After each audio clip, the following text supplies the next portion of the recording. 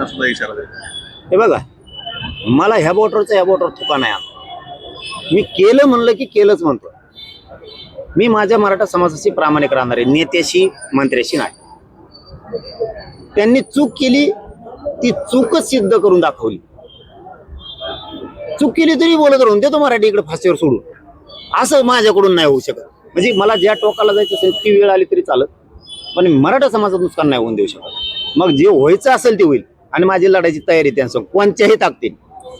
जरांगे पाटलांनी जे आरोप केले त्यानंतर मी नार्कोटिक्सला तयार आहे असं बावनकुळे. अरे ते उलट झालं.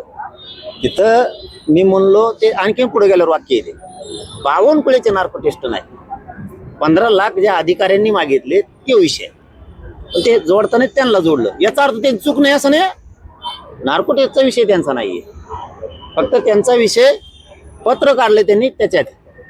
याचा अर्थ दोषी नाही असं अजिबात नाही. गंगाखेडला सुद्धा त्यांनीच फोन लावला.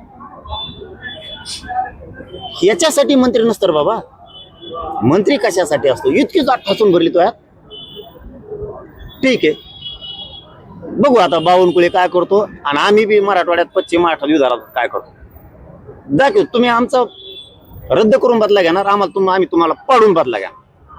आता तुम्ही भाजपला इशारा देत आहे उमेदवार पाडण्याचा. दुसरीकडे मंगेश हसन यांनी देखील इशारा दिलाय. भाजपच्याच काळात ओबीसीचं नुकसान झालं, हातचं आरक्षण गेलं, राजकीय आरक्षण गेलं, शैक्षणिक आरक्षण गेलं. त्यामुळे आता हे 2029 मध्ये ओबीसी देखील भाजपला हात दाखवतील असं म्हणतात. ते असलेलं मोजतच नाही, मी गिनीतच नाही. हे किती काय येते किती काय जाते. ओके, बघा, सरकारनं जर एखादा प्रामाणिकपणाने निर्णय घेतला तर तो गोरगरिबासाठी प्रामाणिक राबवला पाहिजे. त्याच्यात पूर्वनियोजित काही षड्यंत्र करून कट नशी गेला पाहिजे. माझा समाज खूप दिवसापासून हालाकष्ट सहन करतो आणि आम्ही गोरगरिबांनी लढून, लाखो करोडो लोकांनी लढून ते आरक्षण मिळवलंय आणि सरकार देणार तुम्हीच आणि प्रमाणपत्र रद्द करायचा घाट पण तुम्हीच घालणार. एकतर माझा समाज प्रचंड अडचणीत आहे. गोरगरीब शिक्षणापासून वंचित आहेत, नोकऱ्यापासून वंचित आहेत. माझा समाज, समाजाचे सगळे नेते सुद्धा, सामाजिक राजकीय सगळे संघटनांचे सगळे अभ्यासक, पदाधिकारी, समन्वयक, मराठा सेवक सगळे एकत्र आले आणि तुम्ही आरक्षण द्यायला सुरुवात केली आणि रद्द करायला पण तुम्ही सुरुवात केली.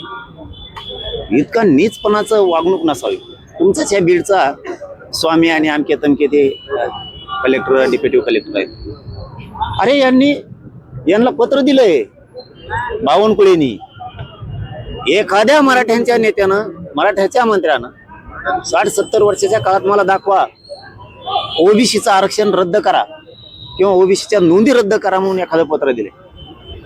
बावनकुळेनी पत्र काढलंय नोंदी रद्द करा. हे गोरगरीब ओबीसीला तरी मान्य आहे का? तुकड्यावर जगणारे 4-2 सोडून द्या, परंतु गोरगरीब ओबीसीला तरी मान्य आहे का मिळालेलं मराठ्यांचं हक्काचं आरक्षण रद्द करण्यात यावं? म्हणून 29 ऑगस्टला खूप टोकाचं आंदोलन होणार. माया फक्त समोर येऊन द्या, मग मी बघतो. हे बघा, मी ऐकूवर बोलत नाही, मी कधीच कोणाचं नाव घेतलं नाही. आता काल जे बोललो, ज्यांनी केलं त्यांचंच घेतलं. काल मी धन्याचं घेतलं का, भुजबळचं घेतलं का?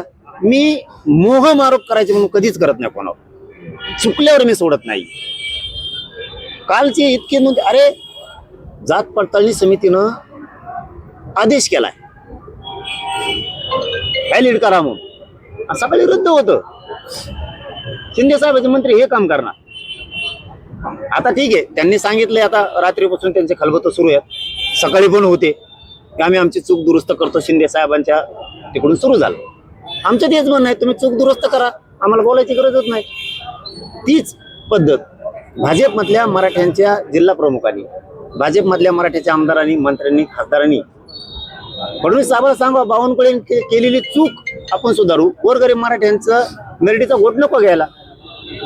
हे शिंदे साहेबाला सुद्धा त्यांच्या महाराष्ट्रातल्या सगळ्या जिल्हा प्रमुखांना सांगावं, सगळ्या आमदार, मंत्र्यांनी, खासदारांनी सांगावं की शिंदे साहेब आपल्या मंत्र्यांनी चूक केली, आपण ते सुधारू.